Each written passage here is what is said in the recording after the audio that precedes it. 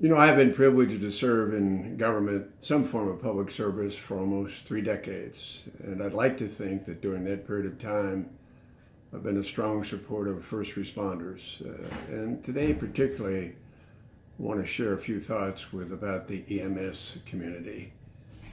You have been and will always be a source of comfort and strength for the neighborhoods and the families you serve. Most of the people in those neighborhoods will never need you. But when they do, more often than not, it's a matter of life and death. What I've always thought was rather remarkable is that most people don't appreciate that you're on call 7 days a week, 24 hours a day, which means you have to be ready and vigilant to move at a moment's notice. And the other more interesting characteristic about your service is that the people you serve, you help, are total strangers.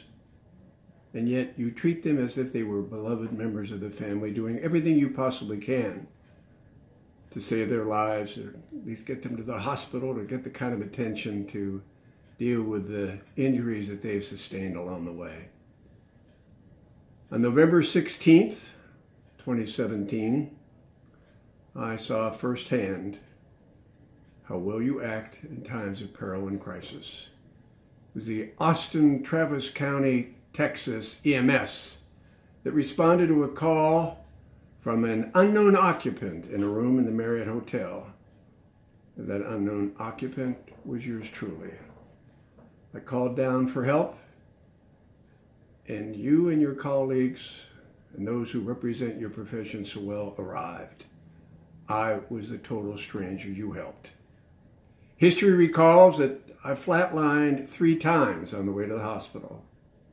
History recalls, at least the doctor said, that only about 5% of the people who have the severity of the heart attack that I had even make it to the hospital alive. History will also recall that absent your presence, I wouldn't have made it. So as you think about what you and your colleagues have done for me, and you and your colleagues nationwide have done for literally thousands and thousands of others, I'm filled with both admiration and gratitude. It's a 24/7 business. You have to be passionate about what you do, and you are.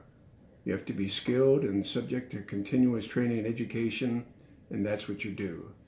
And you have to be ready at a moment's notice to help a total stranger. Well, you now know who I am, and I sure as heck know who you are.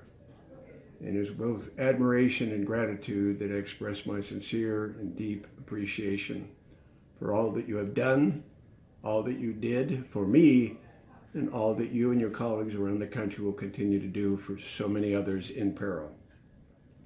Thank you, and God bless you. And by the way, God bless you and your families, because anybody that puts on the public service uniform as you have done, your family puts it on as well.